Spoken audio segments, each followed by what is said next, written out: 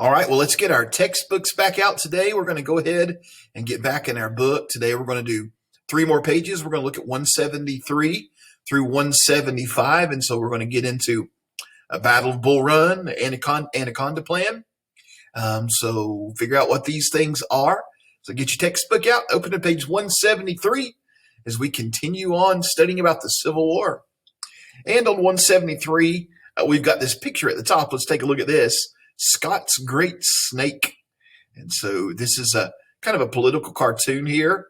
And it's got this big snake, long like an anaconda, right? And it's kind of what do you see it surrounding? It's surrounding the South. So if we think about the Anaconda Plan, it must be a northern strategy to surround the South in some way. Let's read about it and find out.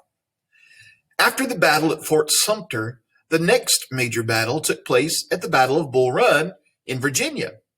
People nearby came with picnic baskets to watch the fight. We saw that on the last page, didn't we? Last lesson, rather. They were shocked by what they saw. The Confederates won the battle, but both sides realized the war would be far worse than they first thought. Union leaders developed a strategy to crush the Southern rebellion. The plan was called the Anaconda Plan. Because, like the snake it was named for, it would squeeze the Confederacy from all directions. So, like an anaconda gets its prey, it bites it, and then it squeezes it to death until it can't breathe and suffocates it. So they're going to squeeze the South from all directions. They plan to create a blockade around Confederate ports so Southern ships could not sail in or out to sell cotton or get supplies. The second part of the plan was to gain control of the Mississippi, Tennessee, and Cumberland rivers. Once the Confederacy was surrounded, the Union would try to take the Confederate capital of Richmond, Virginia. So here we see that basically the plan is we're going to surround them with our Navy, block all these ports where the South would ship out cotton to make money. We're going to block them so their ships can't leave. We're going to take control of the Mississippi River.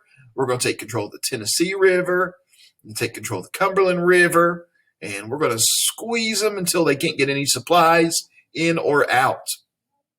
So that's why it's called the Anaconda Plan. Turn to page 174. The Battle of Shiloh. In the early months of 1862, the Union succeeded in capturing 2 important forts in Tennessee.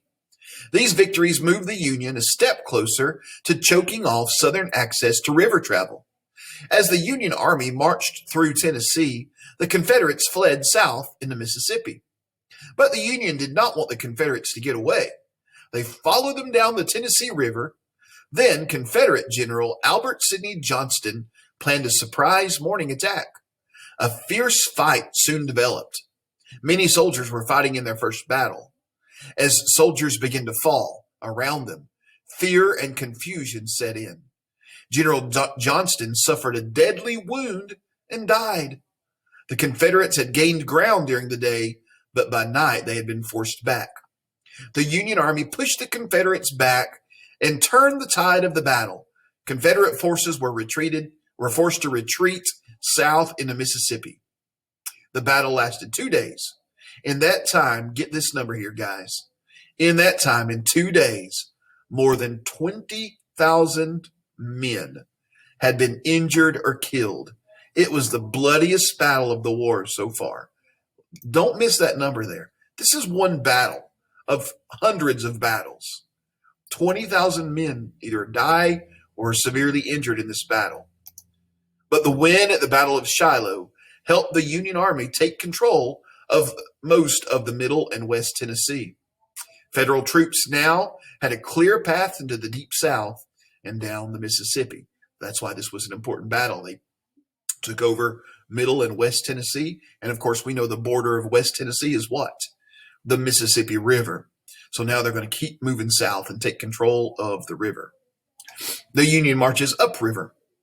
The first part of the Anaconda Plan was in full force. Northern troops were blocking shipments to the South, and Southerners were suffering from lack of supplies. The second part of the plan required capturing New Orleans, the gateway city to the Mississippi River. So At the bottom of the Mississippi River is New Orleans. Of course, that's the battle where Andrew Jackson won over the British. It's always been an important port in every war we fought, also in the Civil War.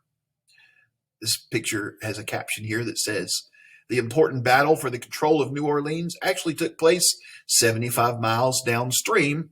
In a massive firefight, Union ships blasted their way past 2 Confederate forts. Out of the 43 Union ships, only 1 sank from the fighting. And so the Union takes New Orleans.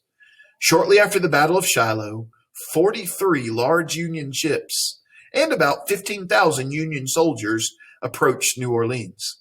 Within a week, Union forces took control of this important Confederate port. Union ships then advanced upstream toward the cities of Baton Rouge, and Natchez, Mississippi. The troops there surrendered without a fight. But in Vicksburg, Mississippi, the guns of the Union ships could not reach the Confederate fort high on a river bluff. The fight for control of the mighty Mississippi dragged on for another year before the Union could mount a ground assault at the Battle of Vicksburg. That's another battle we'll be talking about. So basically today, we're looking at that Anaconda Plan. The Union troops are moving down through Tennessee. They take control of Middle and West Tennessee.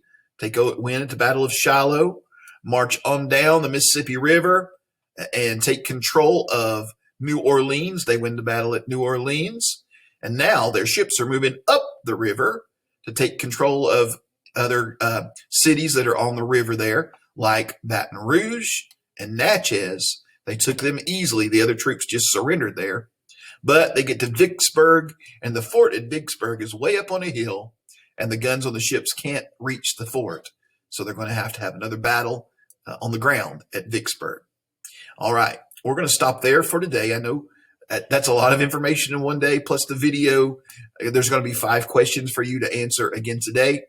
Just make sure you're watching these videos. So make sure you watch the lesson every day so you can make good grades on these little easy quizzes, okay? We'll have more war tomorrow. See you then.